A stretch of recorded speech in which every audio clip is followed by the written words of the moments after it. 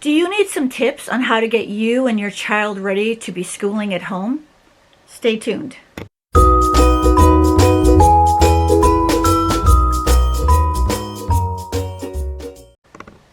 Hi, my name is Lori Ann from It's All Primary, and today we're going to be talking about homeschooling or schooling at home. For 10 years, I was a home support teacher to homeschoolers, and I had a fantastic time working with students that were homeschooled, whether they be face-to-face or online. And I can tell you that this is a really exciting journey that you're about to partake in. Now, I know you probably are feeling a little bit nervous or frustrated as to what this all is going to look like. So let me give you 7 tips on how to get yourself ready for schooling at home. Tip number 1 is you've got to make a space. You've got to designate a space of where the schooling is going to take place. I would honestly recommend do not allow a child to work in their bedroom with the door closed and they've got a laptop or a tablet in there. Work might not get done. Put your children or your child, depending on how many you have, somewhere where you can see them easily. There are going to be times when you don't have to be beside them. You'll be able to do some of your own work. One space that works really well is the kitchen or the dining room table. Also, if you've got some smaller children, bring in a small table for them so that they can pretend to be schooling as well. This table is from IKEA. I have used it as a Lego table, and the kids love this size. So set aside some space, whether it be in the living room, in the dining room, in the kitchen area. If you have an office or a sewing space that you're not currently using, you can give that to possibly an older student, but you might want to remove the cat so it's not so distracting. When you've got that designated space, check also for things such as possible distractions around the room, whether the lighting is really good. You do not want to give any excuses for your children not to do their work. Stay tuned to the end of this because I have a freebie of a mini checklist that includes not only these tips but some more tips that you can do to get yourself ready. Step number 2. After you meet with the teacher, or whether that be online or social distance, you're going to need to make a schedule. Now, depending again on the age of your child, breaks are going to have to come more frequently the younger they are. So for the rule of thumb that I used to do, in the kindergarten grade 1 frame, after 20 minutes, take a quick break. That can be a brain break. There's a wonderful app called Go Noodle, and kids can dance and there's aerobic type, and there's brain and some mindfulness type videos on there that you can use. They are super helpful. If you have a child that's in the intermediate grades, you can probably give them a break every hour, and then with the high school, every couple hours. Create a recess, create a lunchtime. You may find that some of your younger children are going to get finished early. There's a big difference between having 30 kids in your room teaching math and teaching math 1-to-1. So don't be surprised if you can get the work done in a matter of 2 or 3 hours for them.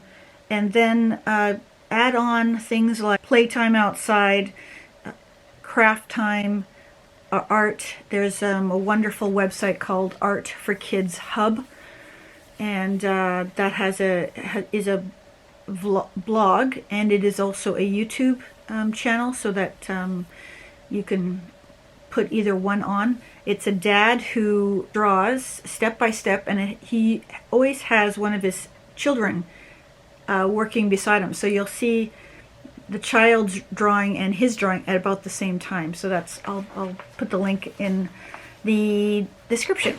Or you can even use opportunities such as baking to incorporate a little bit more math or even science.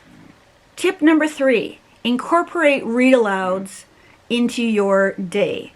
And the best way to do that is to actually have a family read aloud. Have a book where you all sit down and you read to them, or maybe you have an older child that is an excellent reader. They can read portions. I would recommend you read ahead of time, especially if you don't know the novel, so that you are not surprised by anything coming down the road. Tip number 4. Communicate with your teacher. This is really, really important, especially if you are doing some concepts that are frustrating your child or they're frustrating you. It is so important that you communicate. Also, check the work of your children. Don't send anything to the teacher that has not been checked by you. When you are checking your child's work, be careful not to do their work. It is so easy to want to help your children to the point of doing the work for them. The teacher really needs to know what your child knows, and it does not help anybody if you are doing the work. It is sometimes quite easy to tell, whether it be certain words in their writing or different things like that. Just check to make sure it's complete. Tip number 5. Go outside. There are some, first of all, you need fresh air. Children need fresh air. You can also benefit from having fresh air. When you're outside, you might want to just run around. You might want to go for a walk. If you have a dog, take the dog out together. Check with your teacher to see if you can use gardening as a science unit. Tip number 6. Have a first day of homeschool activity. Now, this could be anything from an indoor scavenger hunt or even an outdoor scavenger hunt in your yard, or this could be a Lego challenge. There are some wonderful websites available to you with lots of different types of activities. One of the other things you can do as part of a first day activity is to maybe create a class sign for your homeschool. Maybe you can create a little rules list or something like that. Just something that is going to bring everyone together and make them all feel part of that. This is not just something they have to do, but this is something they get to do. And then the last one, tip number 7, is enjoy this journey, be patient, and have some fun. Homeschooling can actually be quite enjoyable, and I've had a lot of families, and particularly moms, who were so nervous at the beginning of it, and then after a while they couldn't picture doing anything else with their children. They really, really enjoyed this, and I still have wonderful friends who are homeschooling their children, and this is an amazing opportunity for you to spend some time with your kids, and they will not forget this. So that's 7. I went through them fairly fast, and you still might be having some anxiety or frustration or just that idea of not knowing what to do. But if this helps you, please give it a thumbs up. Also, if you would like more information, if you look into my description below, there is a link to a free download. It is a getting ready for home learning checklist, and it has what I've just mentioned, a few more, and not only that, it has some extra pages on creating expectations for both you and your children. It has got a home learning contract. It has a little document that you can write down some read alouds and some links to some read aloud books that have been favored by many families, and it has some websites in it, and I'm sure your teacher is going to provide a lot of information for you, but anything that you can get, I'm sure you will appreciate, and I have appreciated you watching this.